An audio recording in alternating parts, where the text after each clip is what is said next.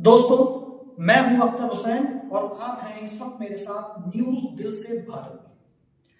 कल हमने एक खबर दिखाई थी कुशीनगर हाटा की मदनी मस्जिद के बारे में। मदनी मस्जिद का कल ध्वस्तीकरण किया जा रहा था। पुलिस प्रशासन यानी कि 10 थानों की पुलिस जो है दर्जनों बुलडोजर लेकर के वहां पे पहुंच गई और मस्जिद को गिराने का काम शुरू कर दिया।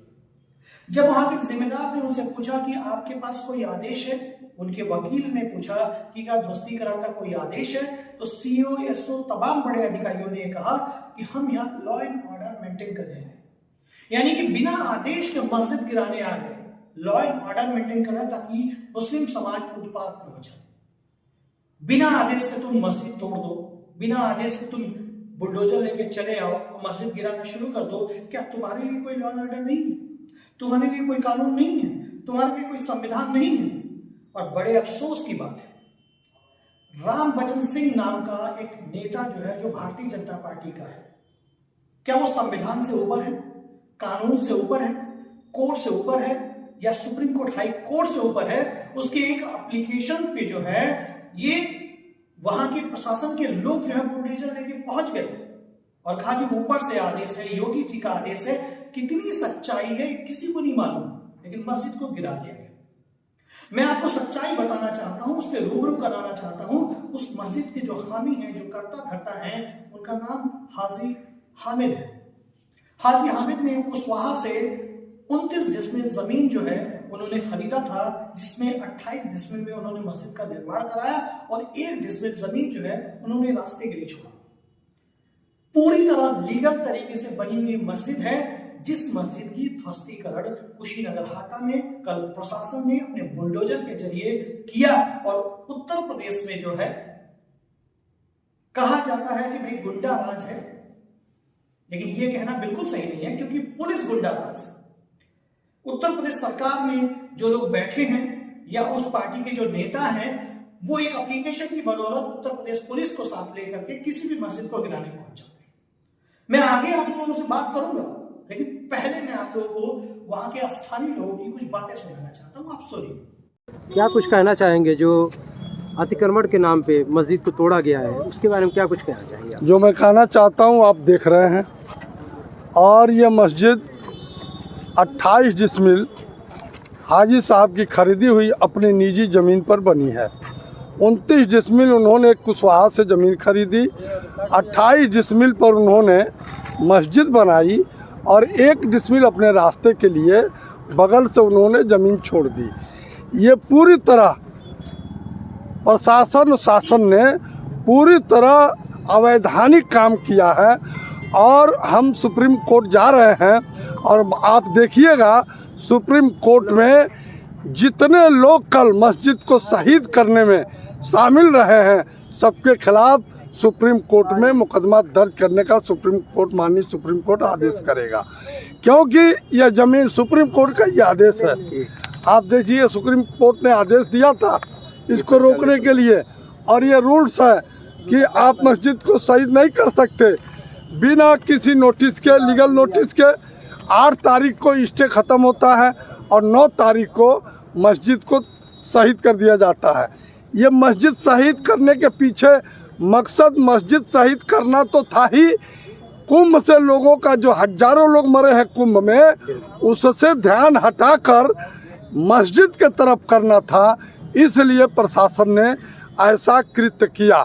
यहाँ पूरी तरह 10 थानों की फोर्स, पीएससी और एसडीएम सीओ कोतवाल मौके पर खड़े होकर इस घटने को अंजाम दिए हैं। मैं तो मांग करता हूं माननीय मुख्यमंत्री जी से कि अपने विशेष एजेंसी से इसकी जांच करा लीजिए। माननीय मुख्यमंत्री जी को भी गलत सूचना दी गई है और उनको भी गलत राय बताई गई है, उनको भ्रम में रख के इस काम को किया गया है। हम आज भी चैलेंज करते हैं कि 100% हाजी साहब ने अपनी ज़मीन पर मस्जिद बनाई है। सुना आप लोगों ने जो बातें मैंने आपको बताई कि हामिद साहब ने 29 डिसमिल जमीन खरीदा था, 28 डिसमिल में मस्जिद बनी है और बिल्कुल लीगल है। वहां के लोग भी यही कह रहे हैं। लोगों ने कहा कि जब कल प्रशासन वहां पे मस्जिद तोड़ रही थी तो हम लोग घरों से बाहर इसलिए नहीं निकले क्योंकि ये लोग जो है चाहते थे कि मुस्लिम समाज के लोग बाहर निकले, वो शोर मचाएं, इस घटना को रोकने की कोशिश करें और पुलिस प्रशासन फायरिंग करे। उसी में वो अपने किसी पुलिस वाले की हत्या करा के पूरे हाटा के मुस्लिमों को जो है अपराधी बना देते। और उनका कहना यह भी था कि अपराधी बना देते और दूसरा संभल यहां पे हो जाता। और एक साहब ने तो ये इल्जाम लगाया कि अगर हम लोग बाहर निकलते, कोई हादसा होता, तो उत्तर प्रदेश सरकार और यहाँ की पुलिस जो है उस हादसे का जिम्मेदार मुस्लिम को बनाती। और जो प्रयागराज में भगदड़ हुई है, कुंभ में जो भगदड़ हुई है, जो मौतें हुई हैं, जिसकी वजह से पूरे देश के नागरिक गुस्से में हैं, उसका सारा ठिकाना जो है यहां पे फोड़ दिया जाता, उस घटना को भुला दिया जाता। क्योंकि आज भी लोगों को उनके परिजनों का शव नहीं मिल पाया है। आज भी बहुत सारे लोग ऐसे हैं जो मरे तो कुंभ में हैं, लेकिन उनको 15,000 रुपए देके भगा दिया गया है कि आपको ये नहीं कहना कि आप कुंभ में मरे हैं। और बहुत सारे लोग तो ऐसे मरे हैं जिनसे ये लिखवा लिया गया है कि आप जो है ये कहीं नहीं कहेंगे कि आपके परिजन कुंभ में मरे हैं। और सबसे बड़ी चीज मैं आपको बताऊं, कुछ भारतीय जनता पार्टी के नेताओं ने ही लिख के दे दिया है कि हमें पोस्टमार्टम नहीं कराना है और ये आप लाश ले जाइए। तो ये बातें जो वहां के स्थानीय लोगों ने कहा कि कुंभ की घटना को दबाने के लिए मदनी मस्जिद को तोड़ा गया, कुंभ की घटना को दबाने के लिए सुप्रीम कोर्ट के नियम को ताक पर रख करके पुलिस प्रशासन और शासन के लोगों ने बुलडोजर चलाया और लीगल मदनी मस्जिद को तोड़ा। तो आइए आपको एक और व्यक्ति हैं जो समाजवादी पार्टी के नेता हैं, उनकी बात भी सुनवाते हैं कि कुशीनगर के हाटा में मदनी मस्जिद तोड़े जाने पे उन्होंने अपनी क्या राय व्यक्त की है। कार्रवाई हुई मदनी मस्जिद पे बुलडोजर की कार्रवाई हुई, कितना आप सही मानते हैं? बहुत दिनों के बाद हाटा में सांप्रदायिक दंगा कराने की कोशिश जिला प्रशासन ने किया।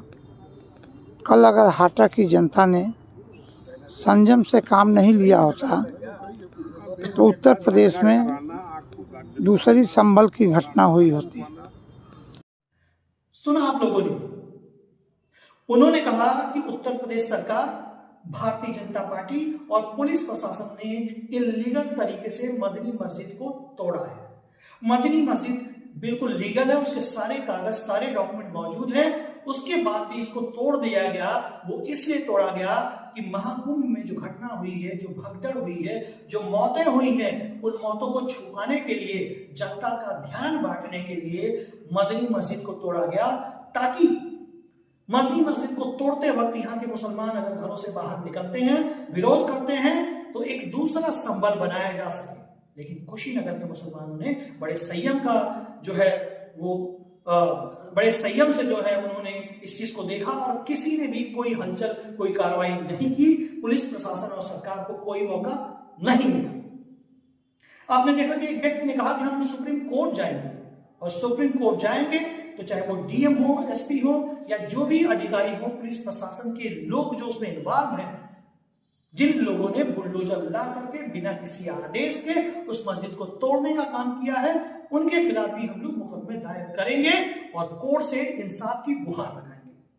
अगर वाकई वो लोग सुप्रीम कोर्ट गए और कोर्ट ने संविधान को सर ऊपर रख करके अगर फैसला दिया, तो जितने लोग वहां मौजूद थे, जिन लोगों ने तोड़वाया है, उन सभी की नौकरी जानी है और उनको भी सजा होनी है और होनी चाहिए, ताकि पुलिस प्रशासन में जो लोग हैं वो सरकार की चाटुकारिता और गुलामी ना करें। ईमानदारी पूर्वक जो उन्होंने वर्दी पहनते वक्त शपथ ली थी आम जनमानस की रक्षा करने की और सही काम करने की, किसी प्रकार का भेदभाव ना करने की, किसी प्रकार का धर्मवाद ना करने की, उस पर वो कायम रहे, ताकि भारत जो संविधान से चलता है, जो कानून से चलता है, जो नियम से चलता है, उसी तरह चलता रहे। और सरकार चाहे जिसकी भी हो, कोई भी मस्जिद, कोई भी मंदिर, कोई भी चर्च, कोई भी गुरुद्वारा अगर पूरी तरह लीगल है तो उसको तोड़ने का अधिकार किसी को भी नहीं है और ना ही वो टूटना चाहिए। भारत की आवाम न्यूज दिल से भारत पूरी तरीके से आप लोगों तक ये खबर पहुंचाने के लिए मुस्तैद है। हर खबर पे नजर बनाने की कोशिश की जा रही है, लेकिन आप लोगों से यह गुजारिश है कि अगर अभी तक आप लोगों ने मेरे चैनल को सब्सक्राइब नहीं किया है तो सब्सक्राइब करिए, लाइक करिए, शेयर करिए और कमेंट करके मुझे बताइए कि यह खबर आपको कैसी लगी। न्यूज दिल से भारत से अख्तर हुसैन, जय हिंद।